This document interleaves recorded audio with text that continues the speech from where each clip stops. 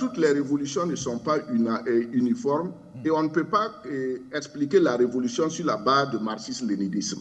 Avant, il y a eu la révolution américaine, la révolution française, la révolution de Cromwell et surtout la révolution de Haïti qui a bouleversé l'ordre mondial en 1804.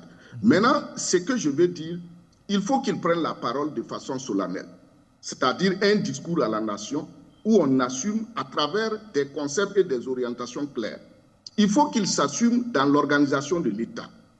Il faut qu'il s'assume dans l'orientation idéologique. Parce que ce qu'il a déclaré, c'est une explication à ces détracteurs qui pensent qu'il y a de l'accalmie et il faut profiter et puis menacer le pays ou bien déstabiliser le gouvernement.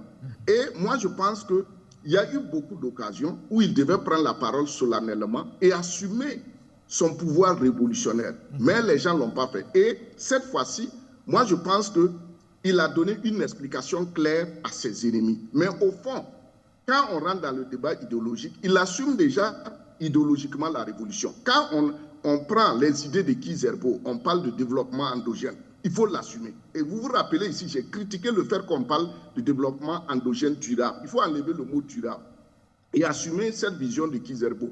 On parle du CNR. Il a beaucoup pris des idées de Thomas Sankara. On a parlé la dernière fois des Fassoyards ici, ils ont fait revenir. Il faut assumer le DOP. Et troisièmement, on parle de l'APEC avec Laurent Gbagbo. Économiquement, il faut assumer le tertiarisme de Laurent Gbagbo. Donc je pense que Allez-y. Je pense que le capitaine Ibrahim Traoré est le digne héritier de toute cette sagacité intellectuelle politique qu'il y a eu au Burkina. C'est pourquoi, dès le début, j'ai dit qu'il n'a qu'à s'assumer, réhabiliter ces grands hommes, donner une orientation politique, déclarer que l'État burkinabé assume le développement endogène de Kizerbo comme philosophie de l'État. Beaucoup de pays l'ont fait. Ce que vous dites d'Assé de Bendouté, c'est que depuis le début, dans les faits, le capitaine Traoré est en pleine révolution, mais vous dites qu'il faut que cela soit écrit dans une sorte de papier ou d'idéologie et que cela soit marqué dans le marbre, c'est ce que vous dites.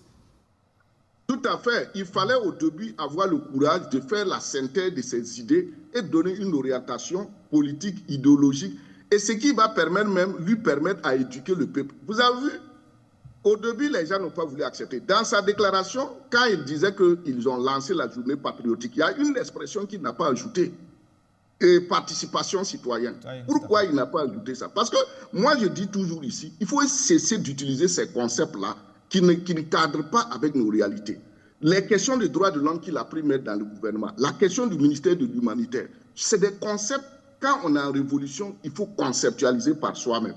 Et Dieu merci, il s'est assumé dans le cadre de la montée des couleurs, mais je suis d'accord avec Lana, on attend des opportunités pour qu'il puisse venir donner une autre orientation dans les faits.